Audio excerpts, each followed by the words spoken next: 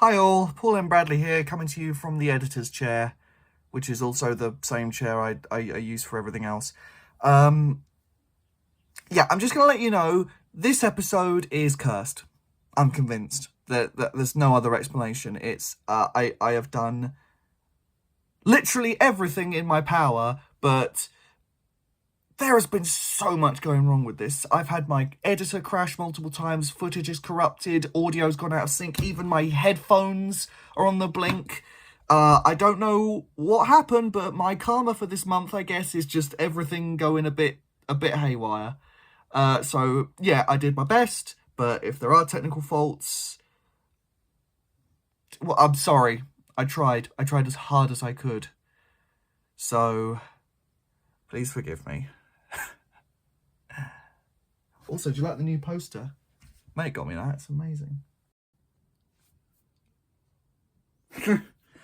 I sent the script for approval with Susie because there's a slight problem.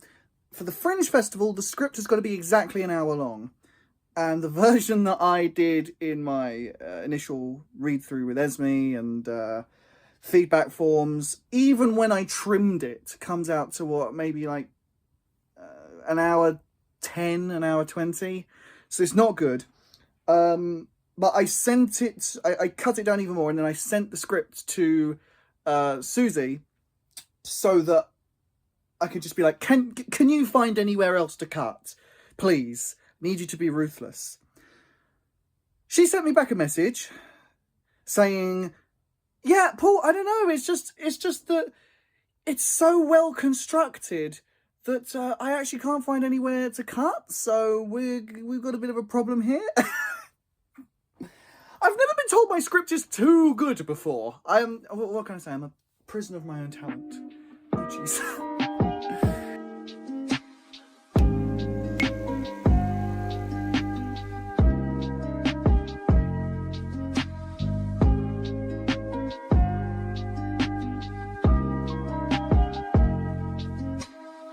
It's all come in. That is the final design we've gone for. Yeah. I'm about to do a table read with Georgie, who's the actress that's been put up to play Sophie by Sarah and Susie. I'm not gonna lie, I'm a little bit intimidated because she's been in films, proper films, and she was in Shrek the Musical, and her talent list goes on forever. I mean, modeling and photography and painting and horse riding and kayaking and and I'm just like, God bloody hell, I'm gonna have to up my game, aren't I? Yeah, well, I guess it's fine. It's all fine. I'll just see how it goes. It's fine. Everything's fine. I'm fine. I don't stress about things unnecessarily. What are you talking about? I'm fairly certain it's going to need an edit. So am I. I'm terrified, frankly. So are we reading stage directions? Because I feel like that... Yeah, I thought as much. All right. I was just asking. You may say the sound effects, not the stage directions. Okay, right. Looking forward to this, Georgie. It's gonna be good. I'm absolutely terrified, frankly. I'm just... Georgie, the idea of this is that it's hopefully being put on at Brighton Fringe. Cool. It is being put on. It is being put on at Brighton Fringe. Good God, we've already done enough paperwork. Tell me about it. What do you want me to know? Paul, what do you want her to know? Anything? What do you know? Have you read the script? I read it. Yeah. No, we sent it to her and she didn't bother reading it. I want you to do the entire thing in an Australian accent. No, She could. No.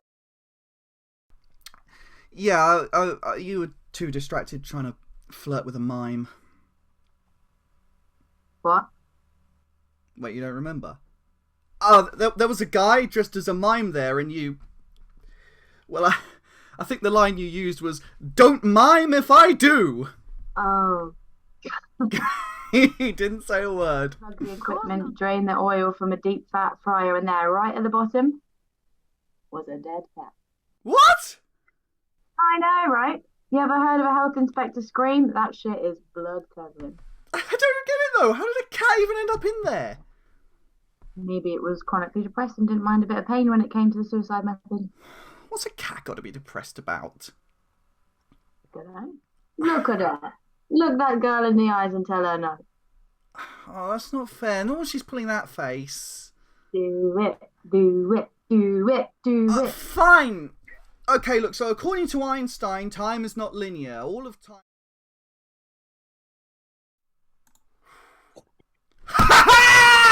Woohoo!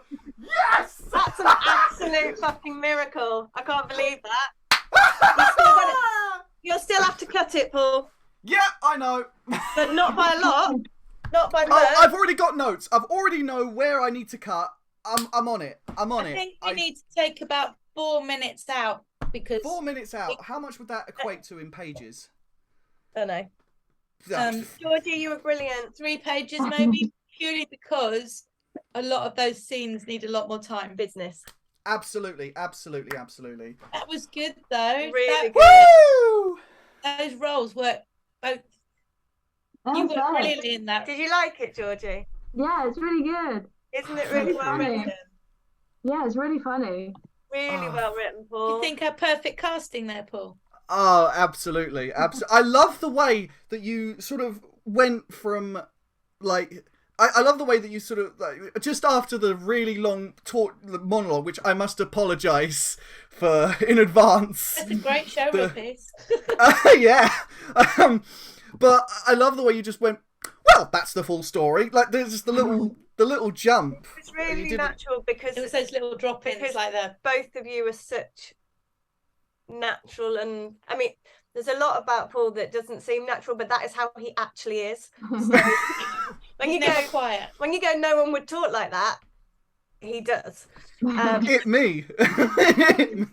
So it feels very real, I think.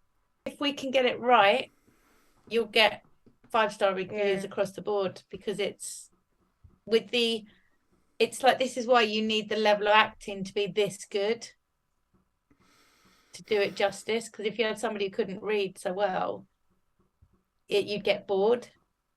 But I think such contrast in the two of you makes it that it makes you cringe, but it also makes you root for them. There's like the audience has so many emotions. Come see Last Night Out. You'll have at least 7 emotions while watching it. That is the tagline. You'll have at least you'll experience at least 7 emotions. At least 7. So yeah, overall, went pretty well. I swear, sometimes I think you've got a one-track mind and the track heads straight for your crotch. I know! That 6-paragraph text you sent about Henry VIII yesterday was great. Why can't I get that Sophie here today? It's just, you know... Sophie... I'm not gonna... Oh, I really love having... I missed you, you know?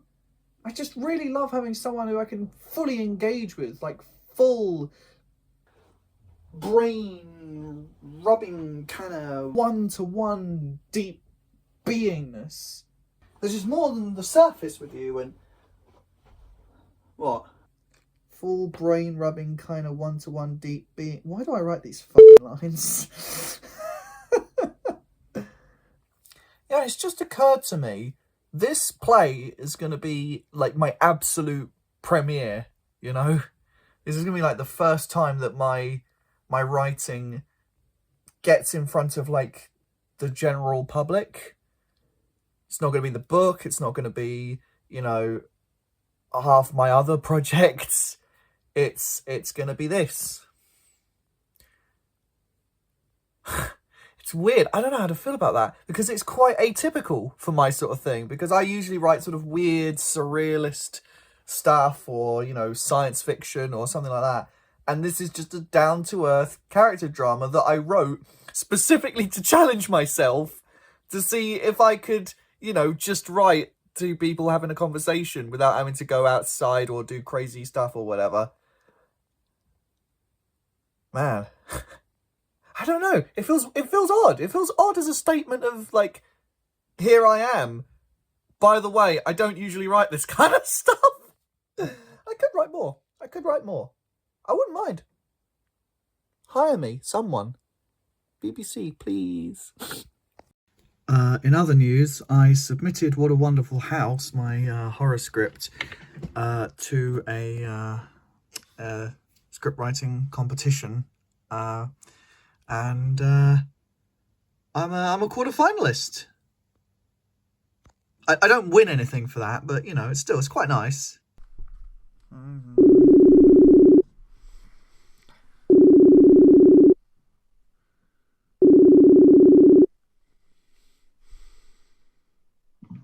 Hello. Hiya, how are you? Hi, I'm alright, thanks, how are you? Good, thank you. Marvellous. Well, welcome to the first rehearsal for this play. It's the first one. Definitely is. Yep, definitely the first one. Didn't record one and then forget to record my own audio, rendering the entire footage unusable. Yep, first That didn't one. happen. Marvellous. Well, how did the learning go for you? Yeah, pretty good. I mean, I'm definitely not 100%. Fair dues. But yeah. Right. Well, shall we go over? If you just learnt the first section. Yeah. Yeah. Okay. Good. I'm not. I'm not gonna have to play catch up.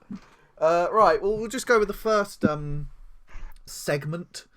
Should one of us have the script just to make sure? I mean, Yeah, I won't look at it. I've got mine. Yeah. I've got mine. So what was it? What? Drinking. What was the tipping point? Ah, well, I wasn't a big drinker anyway. What about Josh's Halloween party? Yeah, it's the Halloween party. That was different. No one else wanted the cider. I'd only really do it at parties, just so I wasn't cursed with being the only sober kid in the room. Like Josh's birthday party. Yeah. Oh. 10 minutes later, you were puking up in a rose bush, and I had to hold your hair back to make sure. I thought there was another bit to that line, but there isn't, is there? I thought there was more to that line. Well, I'll drink to that. Okay, not too bad. Not too bad at all. Any questions on things or stuff? It's just kind of finding those like shifts in. I suppose that a lot of that will come when we're in the room, but like I feel like I am personally going to be doing a lot of this very quickly in between lines, whether it's like she's trying to like fun blitz him, as we said. Yeah. Oh, you took notes. Not in our first rehearsal. Yeah, you took notes in the not rehearsal that we didn't have before. Yes. Yeah, I think essentially it's just Sophie at this point, as you say, fun bombing him, because, and I think it works at first because they've slipped back into their old way of like she's just taking the piss out of him, really. Yeah. Playful. Also, she's just like being really generous, Okie dokie. All right, cool. Good to know. Question answered. Oh my god. Go on. It was just like really spiritual, It was just like really healing. I really just need this time for me.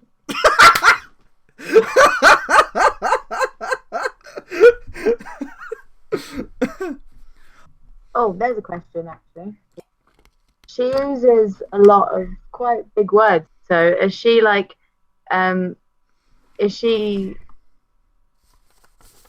like well educated. In my eyes, Sophie is actually really smart. She is really smart. She is quite smart, but she doesn't think she is. Like, she thinks she's an idiot, but Right. she's. And can I ask, does she use big words? Does she? Not. It's just like certain things. Like I would never say ravenous horde. I think I might have just. I think I might have just used him. That is definitely a word I would use. That's fine. There's a lot about Paul that doesn't seem natural, but that is how he actually is. All right, let's go. Let's do What this. should we do? Should we just do it all in Yorkshire? All right, let's do it in Yorkshire. Fantastic. All right, Absolutely. look, don't blame me. Stick with me, David. You said I know London like the back of my hand. Well, yeah, best of it. It's quite a big place, isn't it? So, what was it?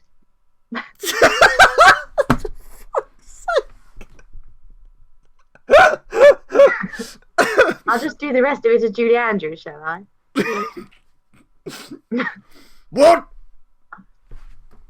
Drinking. What was the tipping point? Oh, now I'm the queen. Well, you see, I was never a big drinker to begin with, of course. What about Josh's Halloween party? Well, that was different. No one else wanted the cider. I'd rather have the tea, personally. Nerd.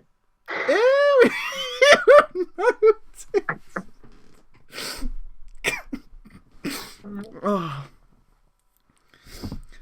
oh, you noticed? Yeah. Well, I would only really do it at a party to say I wasn't afflicted with the terrible curse of being the only sober kid in the room. Like at Josh's birthday party. Yes. Yes! At long last, we have a venue. We'll be performing at Suite at the Poets from the 29th of May to the 4th of June. Fantastic! Yes! At last, this was basically the big roadblock that just felt like if we could just get this sorted now we're off. We're rolling. This is definitely a thing that's going to happen. I'm very excited. Behold the listing in its majesty. Ah, look at all of that. That's the blurb. That's the blurb I wrote. That's the poster. Oh wow. I really am going to be in a play.